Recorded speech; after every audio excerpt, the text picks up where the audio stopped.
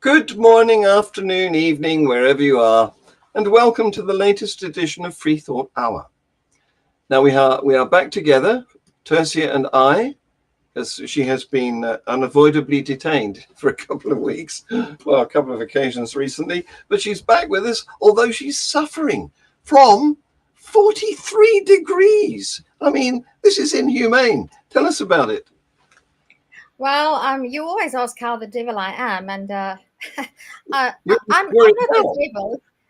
I'm not the devil, but I know that I think he's relocating. I think wherever hell is, the devil is moving it to Worcester. So, Yes, yeah, but this too will pass and it will be normal again.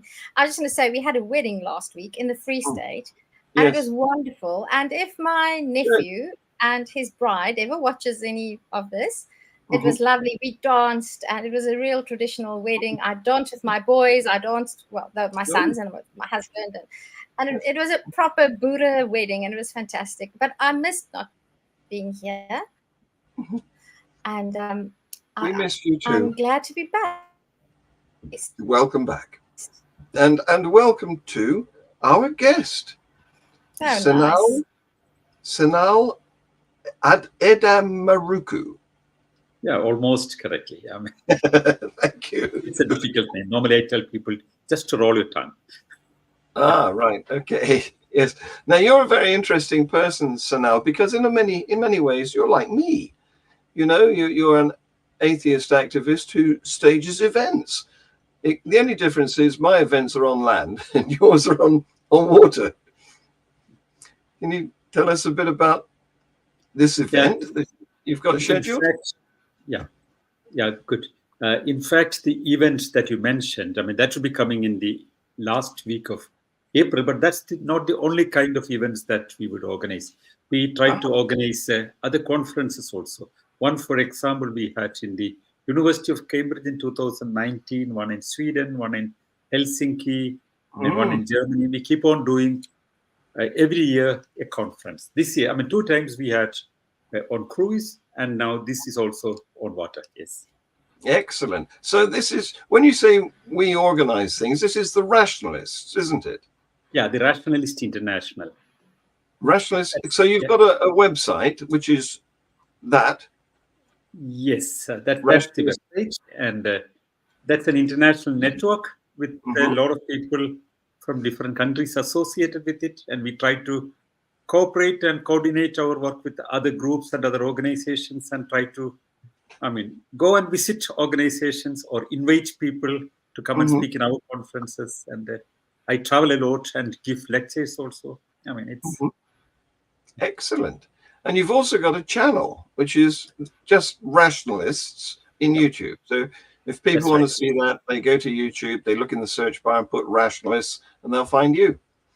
Wow. Yes. So how did you get to be this active atheist with all these things going on? I'm impressed. It's like meeting a kindred spirit. I think I've been active in the we I mean, I with an Indian tradition we call it the rationalist movement. I mean, we Mm. generally whatever we generally speak as about skepticism or free thinking or atheism or Mhm. humanism. In India, there is only one movement which is known as the rationalist movement, which includes all these different shades of the movement. So we call it Mhm. rationalist because we have a British tradition of the rationalist movement. Bertrand Russell was the person who initiated the Indian Rationalist Association, and I was very long time associated with the Indian Rationalist Association. I was its general secretary for a long time. Then I was president. Now, Uh-huh. since I moved to Finland, I mean, I've delegated the responsibility to other people, and I keep Yes. on continuing doing things based in Helsinki. Yes. Do you know Narendra Nayak? Yeah, I know him. Yes, You do? yes. There you go. I thought you might. Because he is also a debunker of gurus and mystics and He is. miracles Yes, yes. in India, isn't he? Yes. Because He's in India. I know him from when I was working with Atheism Alliance International. Yeah, I see. Mm. He is, I think he's in southern India in the state of Karnataka. Uh-huh. Mm. So how did you get to be this person that you are? I mean, there's some history here, isn't there? Tell us the story. Well, it's a mixed story. I mean, because I was one person who was not brought up with any religious background. My parents were atheists. I mean, also they came from two different religious backgrounds. My father was from a Christian background, and mother was from a Hindu background. And both of them were classmates. They met each other, and the families opposed their marriage because in India such marriages are not very common. And once they married, both the families threw them off, and I mean that's a big story. But they were very, very articulate people who wanted to really upbring me without any kind of indoctrination, not even atheist indoctrination. Wow. They thought I should be independent, autonomous, understanding and seeing everything. And if I want, I can choose anything. Any religion. Thinker. Parents of a free thinker. Wonderful. So, and they were double shunned, each by their own faith. No, they were not in the religion. They left their faith. They were non-religious people. But they decided that no indoctrination of any sort should be there. And I was absolutely okay with that. I mean, for example, I could, nothing was stopped also. We have copies of Ramayana or Bible, or my father was a prolific writer. He was a very famous author. So we had a big collection of books, which included religious books. And I got introduced to all these mythologies, but as mythologies. That was very important because I remember when I went to the first standard in the school, and that was a Christian school. And the first class, one teacher came and spoke the story about the story of Cinderella. Yes. And in the second class came a nun who was a teacher, and she spoke about the story of Jesus Christ. I thought Cinderella must be a sister of Jesus Christ. Or they were brothers and sisters. That was my first idea. Because the story of Jesus was seen as a story, another story only. Cinderella was seen as another story only. So this was a very unique background that I had, and I could simply go without anything. Well, it's quite right, isn't it? You should put all these myths into one category. Yeah. For example, I was exposed. I want to ask. Yeah, please. I want to ask about growing up completely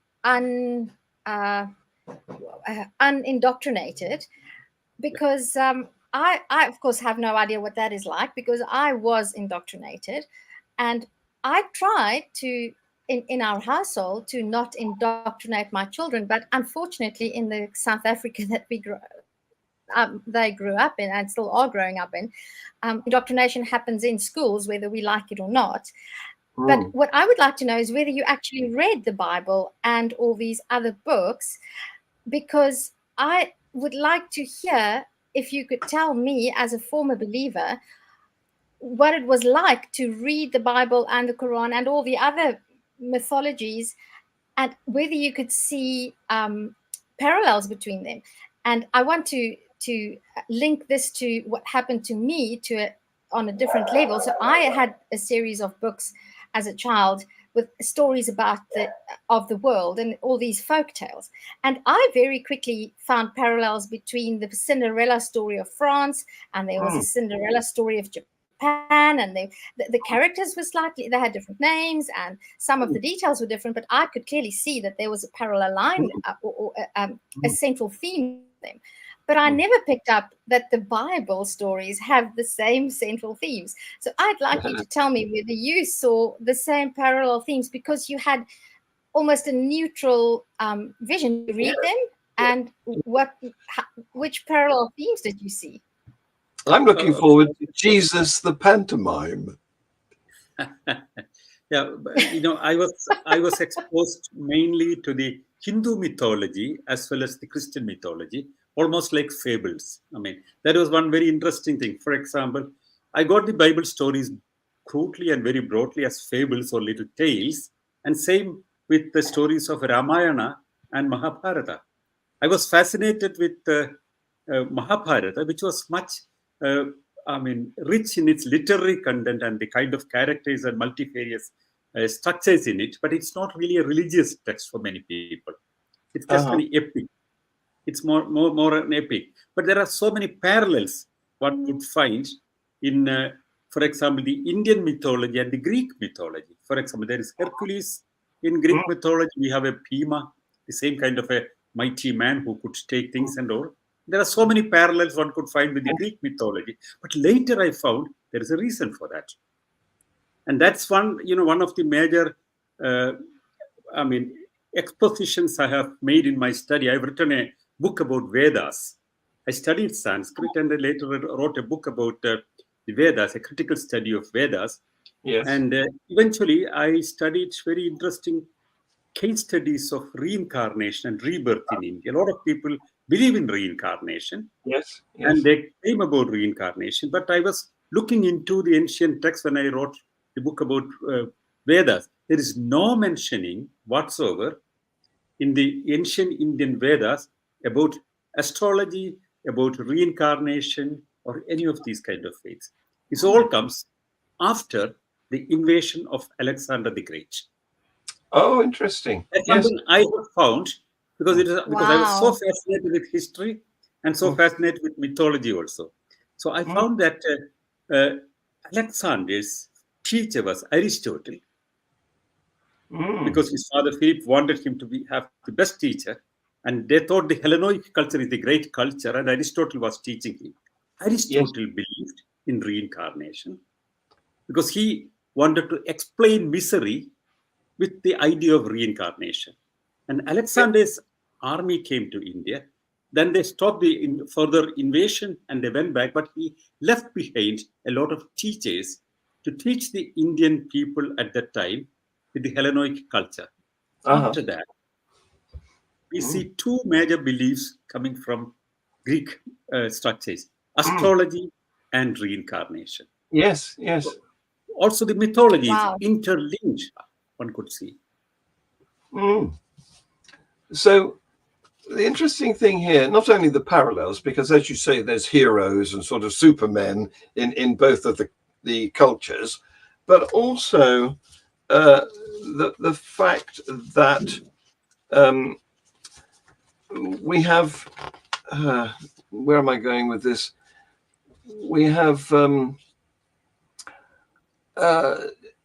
different ages, because the Vedas and I suppose the Gitas too, I'm not sure about the Gitas, you'll tell me more about those, predate the Greek culture. So what we have is a transfer chronologically. Is that right? You're right. If you mentioned about that, of course, as you know, the Bible was originally written in Greek language. Yes. The New Testament was written in Greek language because Greek was the major language of the civilized world at that time. Yes, so that was the same kind of influence in the Roman, faith of Christianity, as well as in India, as well as elsewhere in Europe. So there's a lot of connection in the kind of mythology that all these people had, but because of actual historic reasons, because they were travelers like Alexander the Great. Yes. Yeah, amazing. So your history, when you were in India, is about debunking, isn't it? You're quite famous, I believe, for explaining that gurus and miracles are fake. Tell us about that. Yeah, it started, when I was as a student, I started going to places. And James Randi was one of the most, he was a great inspiration for me at that time. But also, there was another famous Indian rationalist, namely Abraham Kovu. He was in Sri Lanka, but he used to visit India regularly. They had a methodology of going and studying and explaining things. That was very effective, and I started doing it as a student activist, and later I continued. I continued all through my life, and so back in 1995, a band of young people, we decided to go to Indian villages, because earlier we have been having lectures and classroom meetings and all. but we thought one should reach out to people in the villages in India. Yes. Yes. Because everywhere they had a different kind of superstition, different kind of miracle belief and miracle thought or blind structures. So we went from the southern tip of India to New Delhi over 18 months. We were 20 people, or 18 or 20 people. We traveled all throughout, stopped on, it was a road show. And we stopped every day in some 20 places, had a meeting spontaneously, asked people what was the local faith and miracle belief there. And we tried to explain it, like producing fire from a concentration or producing holy ash. We were trained and we worked on it every evening. And we started in a very small way. It's a small van, an old van somebody has donated for us to do it. Yes. And we had very less funds, and we collected funds and we started going. But after some days, we found that the newspapers are picking up because it's interesting. A band of people coming and doing very strange things, explaining things. They are not angry, they're not provoking anybody. We try to be friendly. Yes, because we even go to in front of a sort of anti-missionary. Yeah, anti-missionary, but a kind of a normally, the rationalists or atheists are seen as angry people fighting against things. But we took a different line because we didn't want to provoke anybody or get the trip stopped by somebody, but we tried to explain things in a very friendly way, and there was no trouble about the whole thing. It went on for all the 18 months, and then after some days there was a report in the national newspaper, and the London Times carried it, and then I get a telephone call from, I think before that there was another miracle which was reported by Tim McGurk, and it was featured in the Independent. So somebody from the BBC office calls me and they say, could we come and travel with you for some days and make a report about it? So is that available? Is that available now? Can we grab that off the internet somewhere? It's available. It was finally shown not on BBC but on Channel 4 in 3 episodes. The Guru Busters. Robert E. the producer. He came all the way to India along with his team, traveled with us for several days, and made a documentary. And it came on, before our trip was over, it was on the Channel 4 in 3 episodes. So what was the title again? The Guru Buster? Yeah, that's the Guru Busters. Yeah, right. Guru Busters. Right. Wow. I know what I'm going to do tonight. Yes, indeed. It's an old interesting thing. But Tim McGurk made a story in the Independent with my picture, and he called me the Guru Buster. Yes, great. So actually, last week we had a God Buster. No, a Ghost Buster. You weren't here, Tercia, but I interviewed Chris French, who is I don't know whether you know Chris Sanal, but he's a professor of what's the expression? Inappropriate psychology. No, it's not inappropriate. Parapsychology? No, not parapsychology. No, he doesn't see himself as a parapsychologist, but we had a great chat. Take a look at it. But anyway, he's frequently introduced as the Ghostbuster when he's on TV or radio. Sanal, I want to dig into this a little bit because currently, in South Africa, we have a massive incidence of these evangelicals who, in a way, they are just different versions of the Indian gurus, and they become very wealthy by doing these events. They advertised for weeks in advance, and they use free school halls and and then they're very keen on doing driving out devils. And I've been contemplating, how does one approach the people who so firmly believe this? So what makes it difficult for me, this situation, is the person out of whom the devil or demon is being driven out of. It's clear that there's a to and fro going on there, because the exorcist and the exorcee, they're in a kind of relationship, because it doesn't work if the other party is not participating. I would love to see you coming in and having a conversation with the people watching this. And I mean, people do weird things. I've seen women writhing on the ground, and even me as a rational person, it does look odd, but I know that it's possible to go into a state where we can contort our bodies and make all sort of strange voices, you know. But how would you go about having a friendly, non-confrontational discussion with somebody who's just had a snake demon driven out of her body? I'm curious to know. Yeah, it is. You know, we have these kind of people in India also. The Christian faith healers are active everywhere in the world, including in India, even in Finland. I mean, they are there. Yes. But the kind of people like Benny Hinn, for example, when he came to Mumbai, I remember the show. What he was doing was, as everywhere, he would organize some people. They would come and there is some show. He just touched them or pointed them, then they fall down. So then an atmosphere is created, and you are so afraid. And if you want to be part of a group which behaves the same way, and you are vulnerable, you are very well, want to do the same thing. And many people, when others are initiating something, they want to be part of that. Yes. But Benny Hinn, surely Benny Hinn had actors. He was paying them to collapse when he touched them. Yes.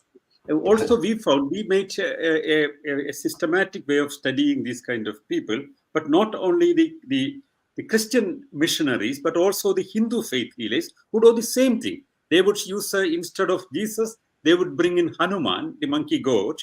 I mean, he would be interfering. But the same kind of thing, people are screaming and making sounds, and the devil is going out, and they are rolling on the floor, and everything they would do, the same thing. Yes. But nowadays, it's very difficult for them to get the same actors performing in different places, because we have taken photographs, we sent people, and we took photographs and small videos and compared it and found that in most of the places, they have the same actors, same paid people going to initiate. Yes. To initiate, they need 5 to 10 people. And in most of the cases, they are hired people. They are going everywhere. They change the dress, maybe the look. One time they have a limping leg. The next time they will be coming on wheelchair. The other time they are blind. But the same people, we could expose. You recognize them, yes. So we're talking about going into the villages. Of course, that's what Narendra Nayak did. Probably still does, although he's coming up to retirement age, I think. But he reckoned, like you, that you want to reach the schools, the children, get people when they're still young enough to be re-educated out of this culture. And it's all very well having lectures in the city, but that's not your target audience, really. Yeah, in a way, in cities and in the urban society also, we have the same kind of people. That's another an important revelation that we have, that the kind of vulnerability, the kind of submission to superstition is not only in the villages, not only with the illiterate people. There are very literate, superstitious people. There are highly educated, and the urban people also believe in witchcraft and black magic and all these kind of things. If you take a cross-section of the society, they are in the villages, they are in the official town, they are in the town, they are illiterate and they are highly educated. For example, the head of the Indian Space Research Organization, he believes that the gods can decide about things. And for example, when he was launching the spacecraft to Mars, the replica was taken personally by him to a temple, and they made special prayers, and they broke a coconut to make it auspicious, and the inauspicious things were removed by the elephant head god. That's the head of Indian Space Research Organization. He's educated, he's literate, urban, but he has the same thing. Yes, so wow. Not with poor people or rich people, not with the rural or urban, not with educated or uneducated. Everywhere we have these people. Yeah. Was that the Mars attempt that failed? Didn't land properly? Yes. So much for the elephant god then. Well, didn't India just land on the moon? Was there something done before that? Because that was successful. This was done before that, but every time, but not only now, earlier also, they would hang two, chilies and a little Yes. lemon and hang it on the rocket so that the obstacles are gone, the devils are taken away, and they break a coconut that the obstacles are removed. Astrologers will come, they chant mantras, and then they launch the rocket. Mm-hmm. But they don't follow this to calculate the scientific methods. Yes. They kind of blend the superstition and the modern science. Do you think it's harmful? Yeah, it is harmful. It is harmful because it's a kind of coexistence of medieval thought and modern times, and people are vulnerable. People are. Yes, they will. They will. Bad education to the people, bad idea to the people. At the lower level, you have people are showing. Look at the great scientists. Yes. They will think that if they need help, if they need medical help, they'll go to the elephant god instead of the real medical expert. Absolutely. Yes. So I read today about Imran Khan. He's not Indian, obviously. He's Pakistan, but his third wife is a mystic, and this is somebody who was educated in Oxford University, and you would think, wouldn't you, that he'd know better? Well, Oxford University has, very interesting researchers. For example, if you know Susan Blackmore, for example, she studied about parapsychology and all these kind of magical things in the university. But she wrote a PhD, about out-of-body experience, and then she tried to defend the parapsychologist's position in that. But later, she understood about the whole thing. And she wrote about it, and she came out and she exposed her own earlier studies. Yes. They do that. In fact, my guest last week, Chris French, told me that he used to believe in the myths that he now debunks. Yeah. I'm just as we speak, I'm involved in a WhatsApp conversation where we're a bunch of rationalists and skeptics and atheists, but the current narrative is with many people, and I understand that because I don't want to antagonize people either. But I find it very difficult to navigate that line between not antagonizing while at the same time speaking, I almost want to say speaking truth to superstition. Because there is this narrative, and I have empathy with the emotion behind it, that it's okay if people believe what they believe, especially if it gives them comfort. Why do you want to engage in conversation with people who are convinced that they will see their loved ones after their death? Just leave them. Let them believe what they want to. It's okay. And while I understand the reason for saying it's okay if it gives people comfort, I have this visceral reaction against it. And I'd love to hear your opinion, Sanal, because it's fine if my belief is that I will see my dead loved ones after I die, and that gives me comfort. But what if it gives me comfort that that only brown-haired, blue-eyed people deserve to have fresh water? What if that is the belief that gives me comfort? And do you think that there's the risk of, if we say no, but having people believe false things is all right if it gives them comfort, what harm does it do? I'm always afraid that there's sort of a slippery slope, because if we should go where the evidence leads, no matter how uncomfortable that is, and I'm very conflicted about how to communicate that idea without causing conflict and causing people to have a sort of a knee-jerk reaction. What would you say to that? Well, I always had this issue working in me very seriously, because I always try to take a position, because I've seen how it's easy to suppress us down when we provoke people.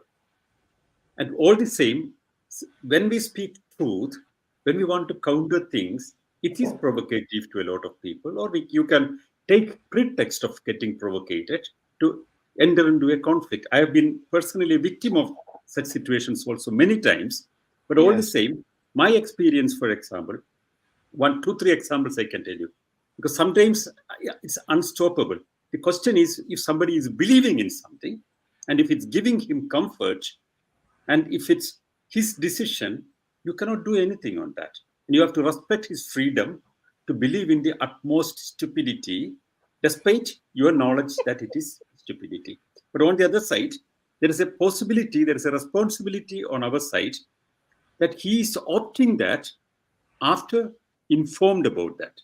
He can believe in anything, but he should not be, there should not be a situation that he's not aware about the other side of the scientific side of things.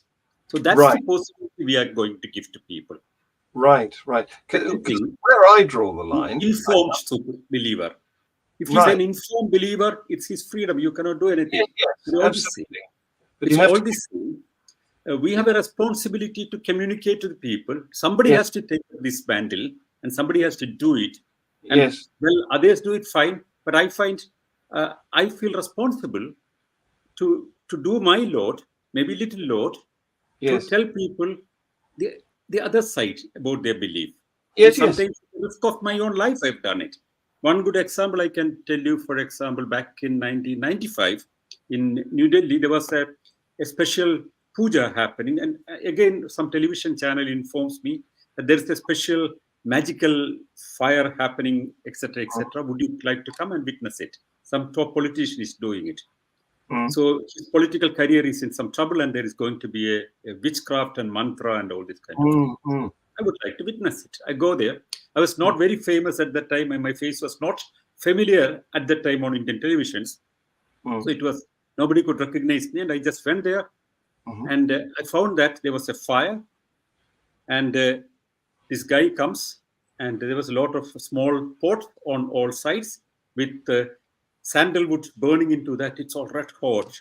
And the guru comes. These people have a mighty way of talking, and it. I mean, in many places they do the same thing.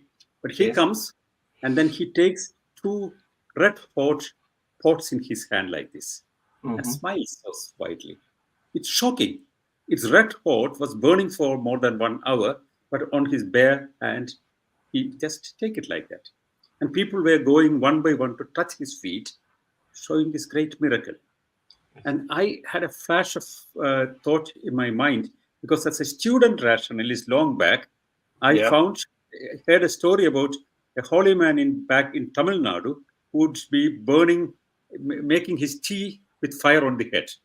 He would use I love that. patch, a non-conductor patch as a small cover on his head, a cloth. But normally either cow dung or a wheat dough wet he could put there and put cloths about that and make a little fire on that. It would work. I thought it could be like this, I thought. Otherwise, it doesn't work. But what will I do? I can be very peaceful. It's a very believing audience, and I can be linked. But, the kind of, the drive in me, I just went there and I pretended that I was touching his feet, and I came out, and that next moment, I just snatched it from his hand, took it in my hand. It was not worked out because there was a conductor, something down there. I took it in my hand. I said, come on, this is not important. He's a fraudster. It was a highly provocative scene. It was in their place.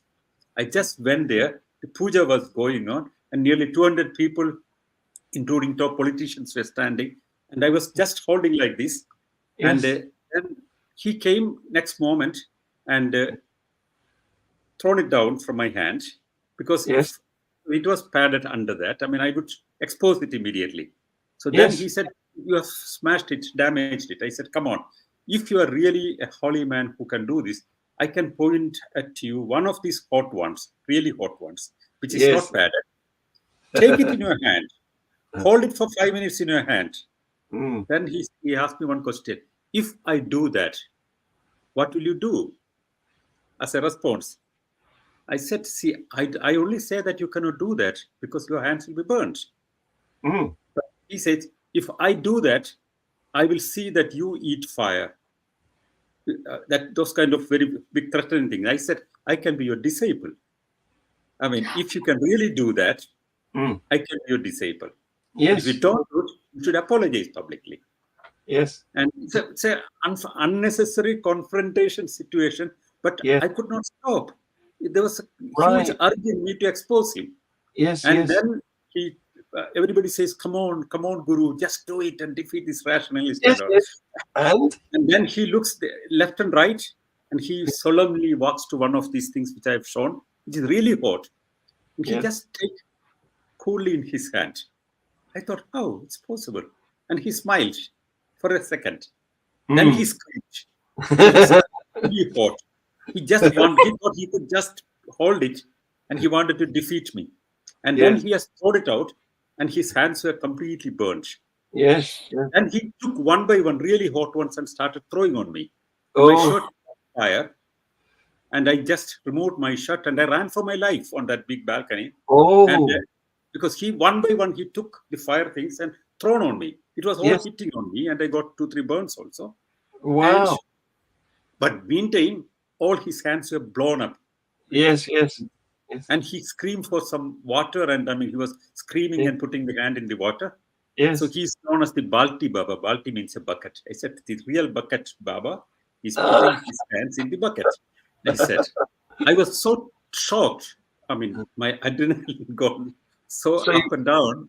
And I was escorted out. He was exposed. Yes.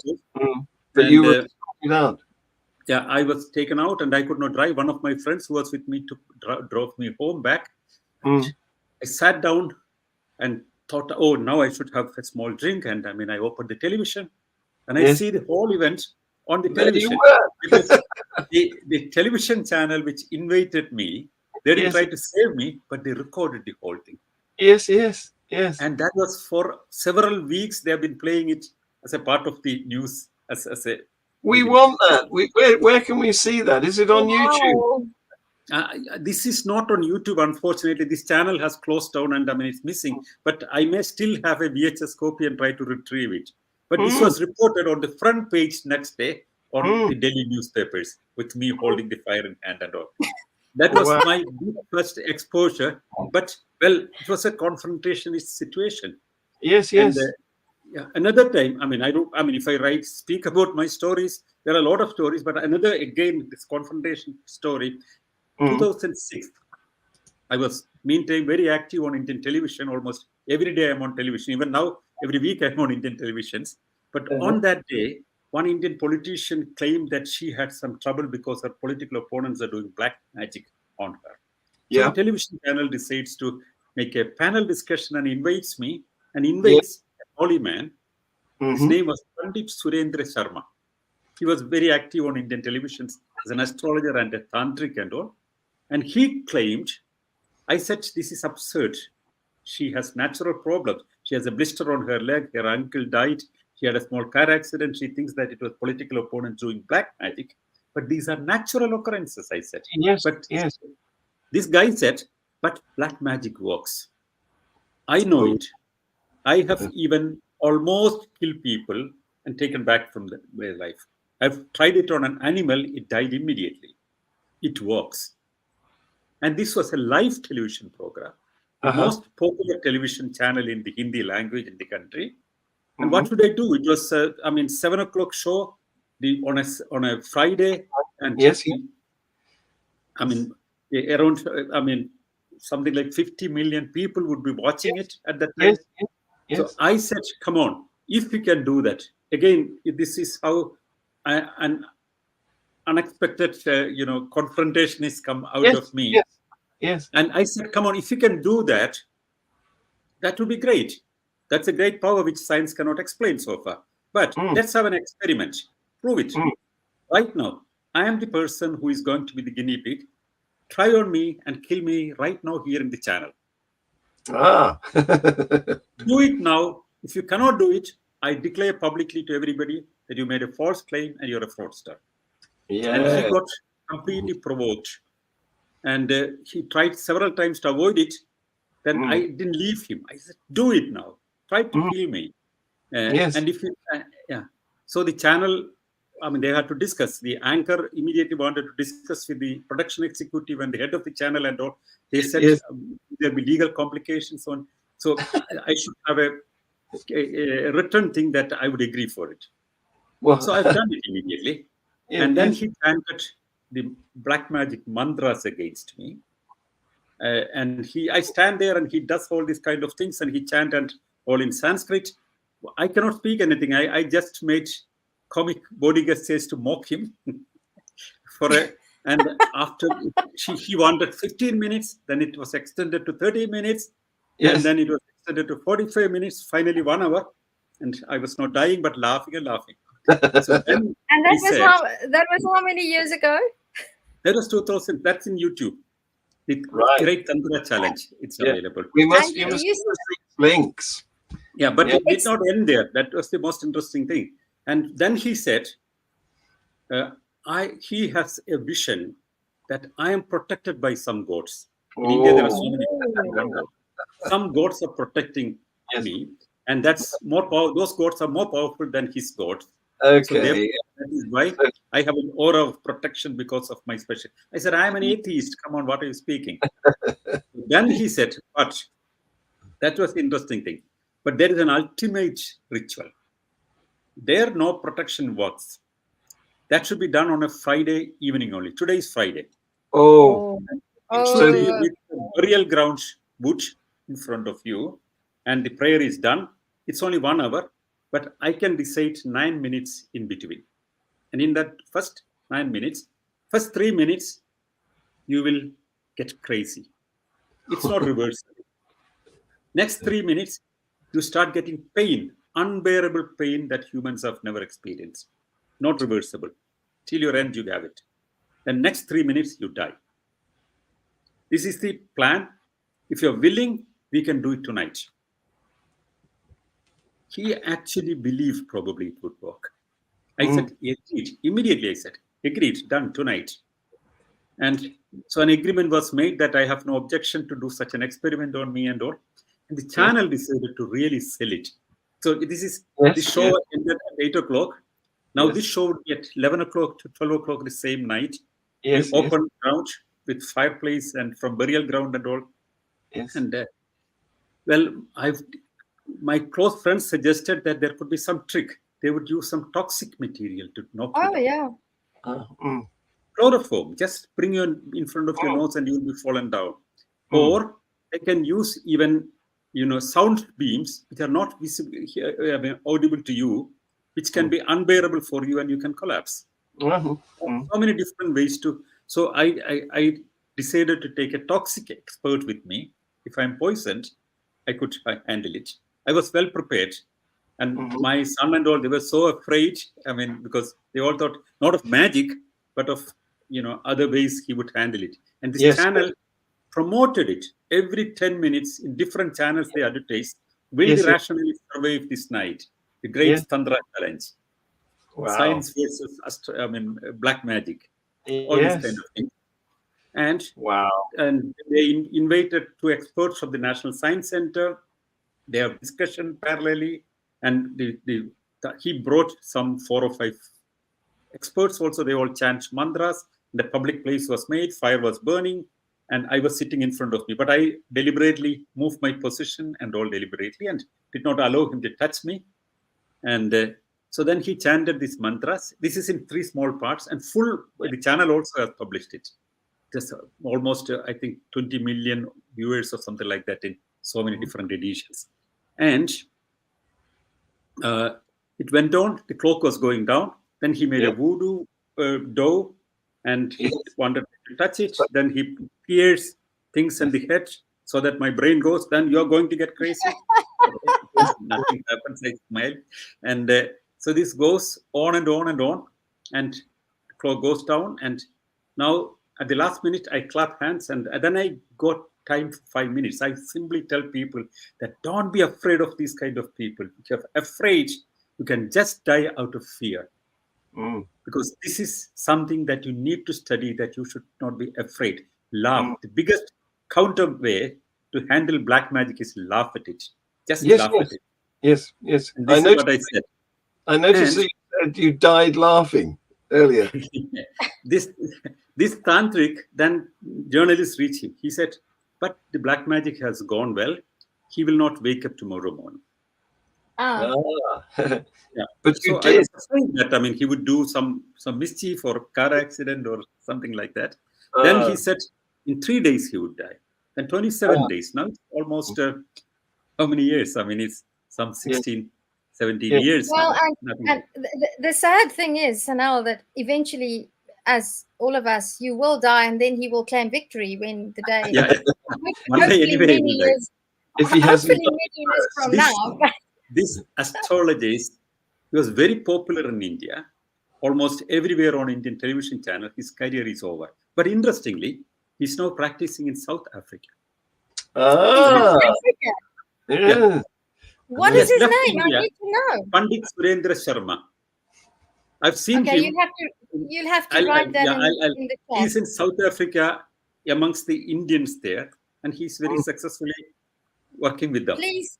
Please send me. Please type the name in the chat. I need to find this guy. I need to visit him. This is a very famous story in India. He's got the highest ever viewership on Indian television. There's something for you to do, Tercia.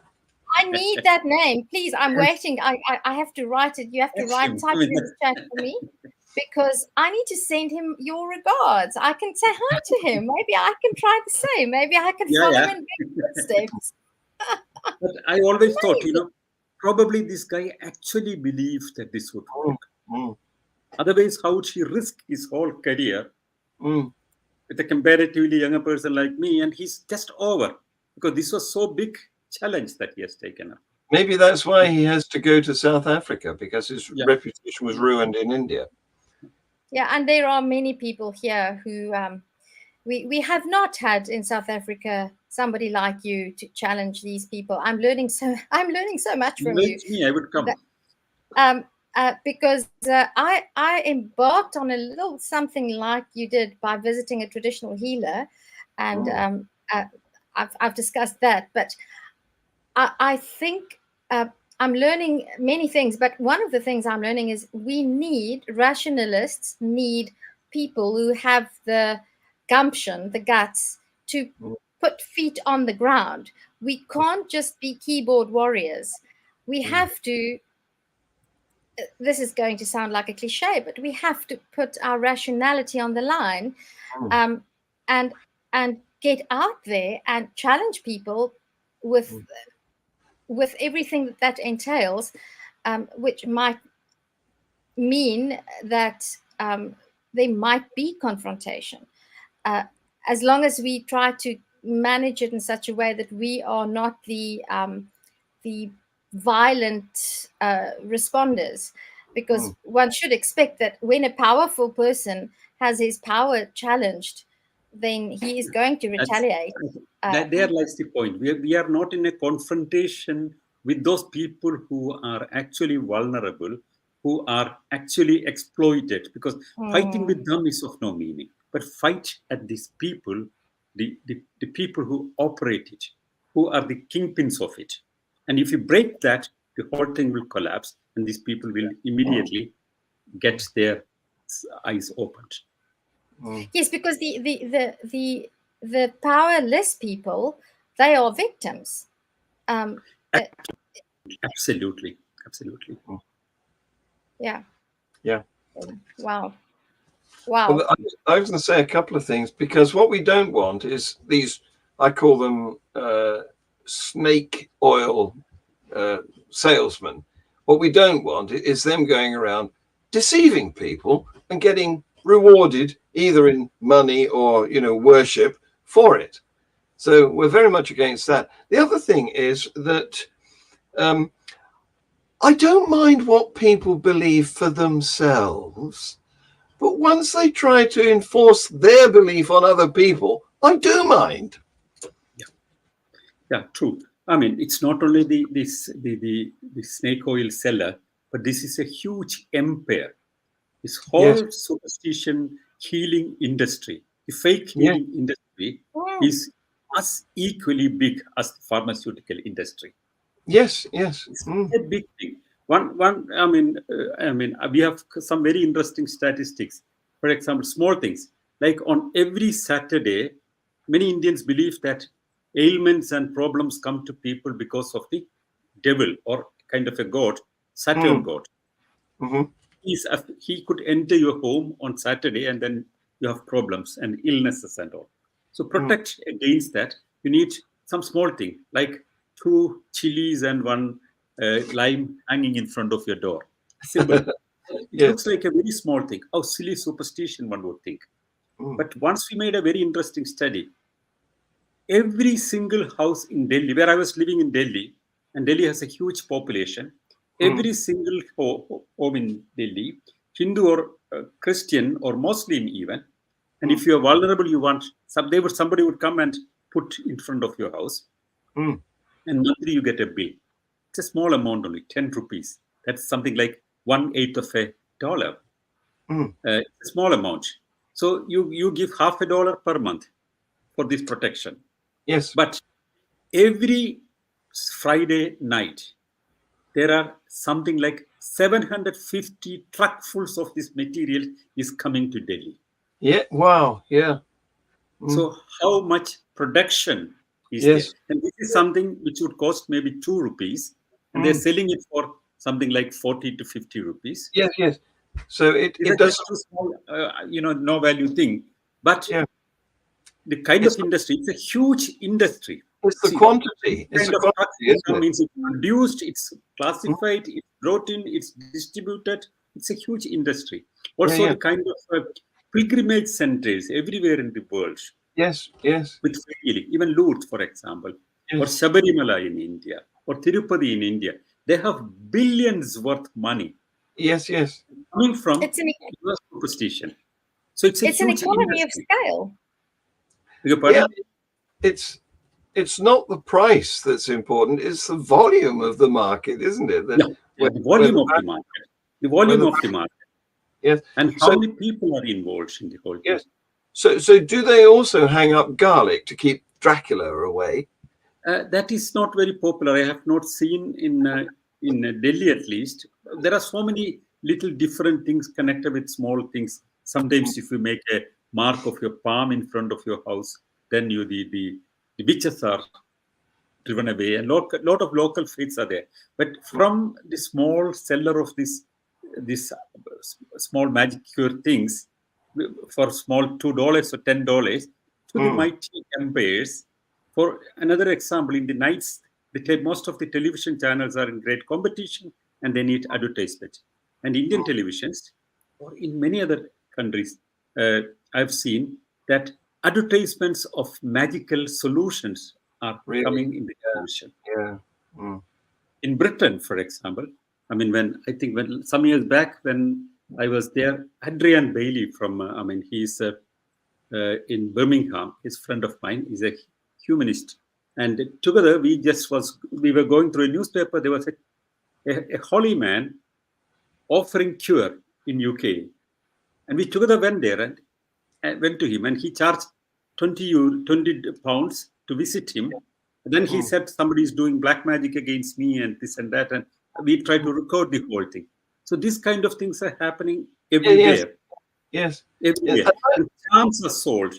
For example, some small crystal, magical balls or gods or goddesses or whatever it is, are sold for very high amounts, produced in China very cheaply, and coming from Singapore and sold over televisions. And every night, thousands of them are sold for very high prices because that will offer you winning your girlfriend or boyfriend or examination, getting you job, getting you out of your debt, all your problems solved.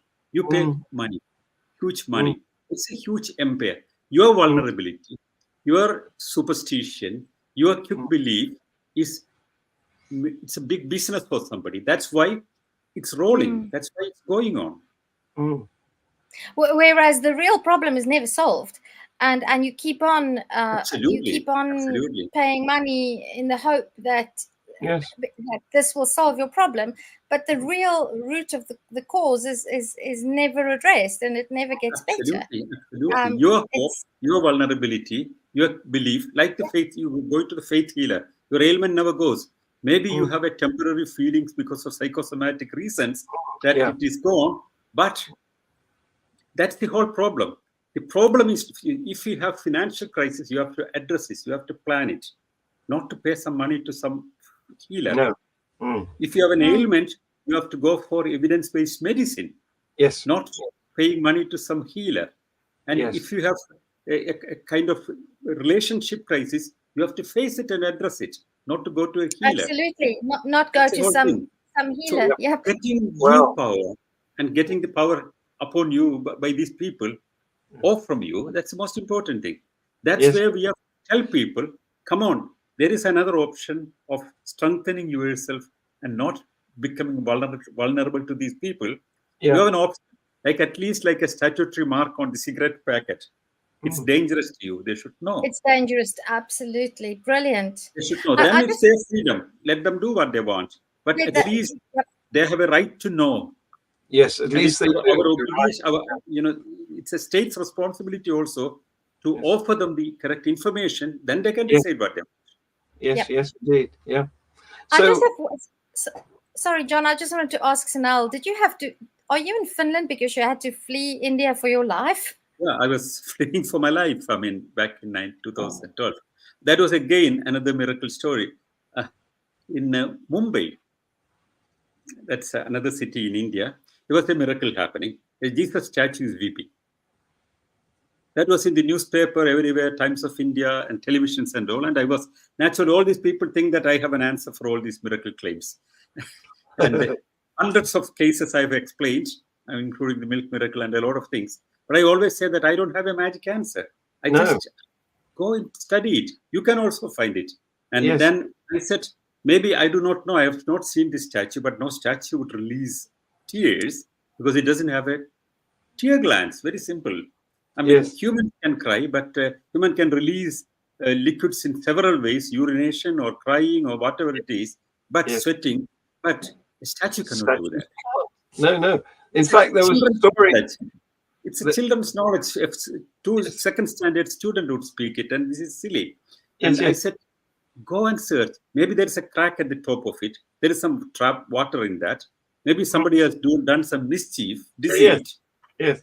You have to go and study. They said, come on, you speak about empirical evidences and all. You don't have any evidence to prove that this is not a miracle. And we all experience it. Water is dripping down. Come and see it yourself.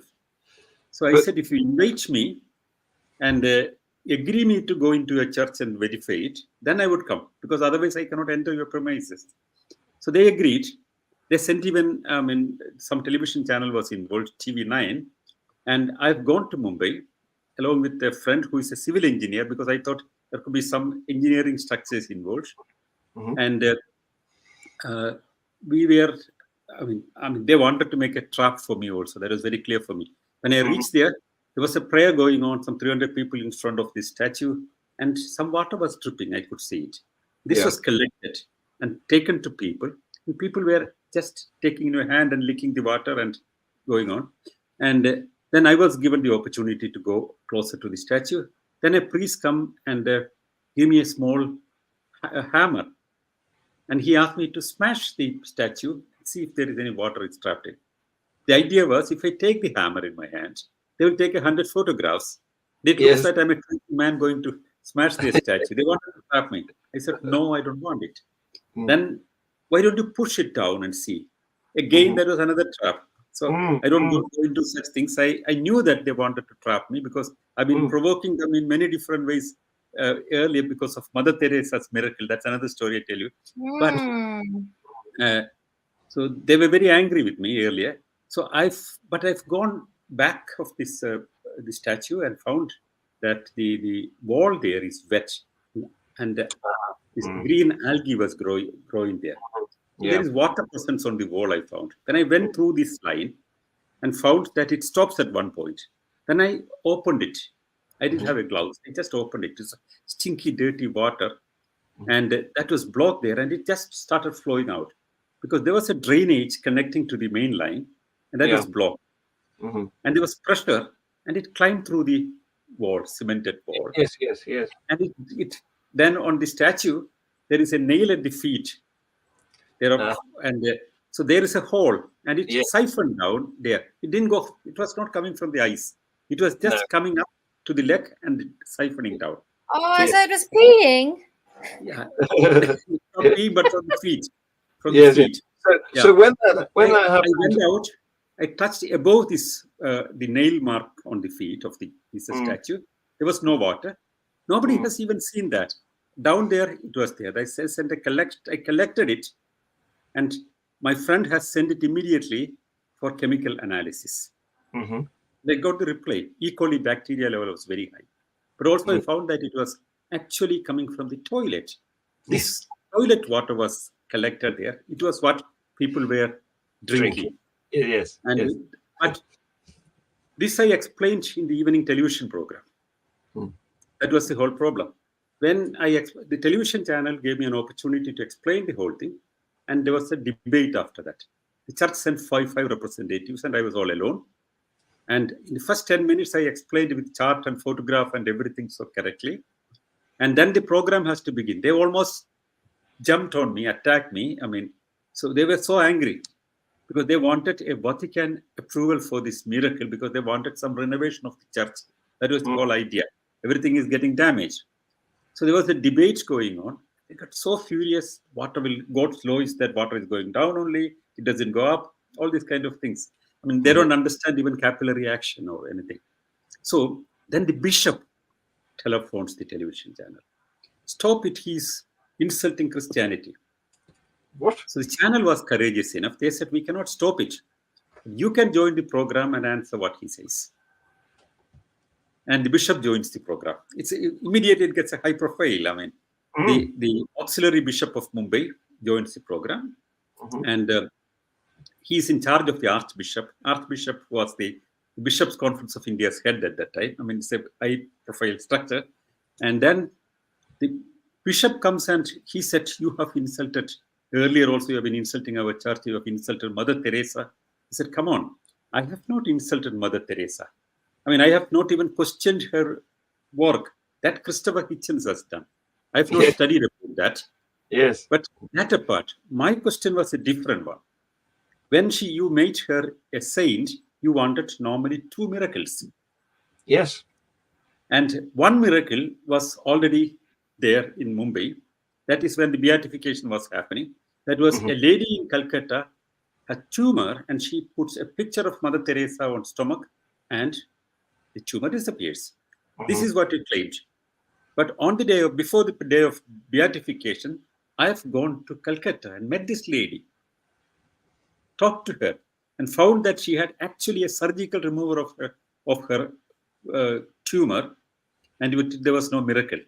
And you promised her a big amount of money, and you didn't pay the whole money. She was furious. I went to the doctor, the surgeon, and recorded the whole thing. And I made a press conference at the same time when the beatification ceremony was going on in Vatican. It got equal coverage. So they were angry because this was not against Mother Teresa. For that, if you want, go for Christopher Hitchens and this missionary position, this famous BBC, this channel for documentary and his book and all. But this is something I still stand for it, and I proved it. And this was a fake miracle. That is why people do miracle. Because every time you have saints, you need 2 miracles. Yes. You have 10,000 saints. So 20,000 miracles at least the church has sanctioned. So average Catholic look for a miracle. That's why this dirty water is taken as a miracle. This was my point. The guy was very, very angry. He said, you speak about science, but we promoted science. We Catholic Church promoted science. We made the universities. I said, some of the universities, of course, you have made, because the political authority was in connection with you. But to counter this, I have only 2 things with me. 2 witnesses I have to counter this. But unfortunately, they are not here. Do you believe in exorcism? I asked him.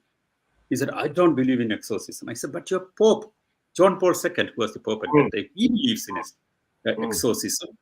And he has been meeting exorcist priests in Poland recently. Yeah. They still do this. Yeah. So that was the point. I said, look, if you believe in exorcism, I want 2 spirits to be invoked. That's what you're doing in exorcism. To be on my side as witnesses to counter your claim about science and the religion. That these 2 people would be Leonardo Bruno and Yes. and Galileo Galilei. Yes. So, he didn't understand the joke, and even the cameraman was laughing. Then he got so furious and he walked out of the program. Then when I could not come out of the studio, he sent, in several vans, people to beat me. They were surrounding the television channel. And later I was taken out from a back door and all. Then they filed some 27 cases against me, the blasphemy law. And I had to go in hiding. I still remained in India 3 months. I remained in hiding. Then I gave interview to BBC, to CNN, to Wall Street Journal, Times. Everywhere I've given interviews and I talked about it. And James Randi was actively, supporting me and promoting this fight and all. And finally, I wanted to have a lecture to somebody in Poland invited me to speak about this. So I agreed to go there. So I thought things were getting very difficult. I was in hiding in other places and all. Then I came to Finland to be away from India to keep my life safe. Because I was told by the intelligence that they are after your life, go in hiding. Intelligence department has told me that you have to go in hiding. Wow. And I was protected in a way. But 3 months I've been running for my life. And when I finally left India, just in one day I got the permit to leave India and all. Finally, when I left, it was big news that some people said that I'm killed, but finally I appeared in Finland. We are very happy that you are still with us. Yes. Keep safe in Finland, please. Yes. So I'm afraid we've run out of time, though, Sanal. You've been fantastically interesting. And we would love to have links to those videos that you talked about, so that we can put them in the details below this when people come to watch it as a podcast. Yes. And please, the name of that guy in South Africa, I need to go and visit him. I absolutely have to visit him.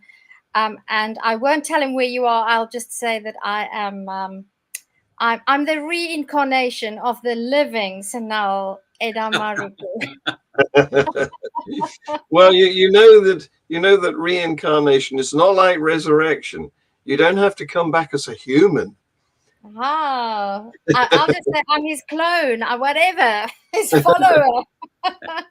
Thank you very much. Say bye-bye, and thank you everybody watching. Goodbye, everybody. Bye-bye.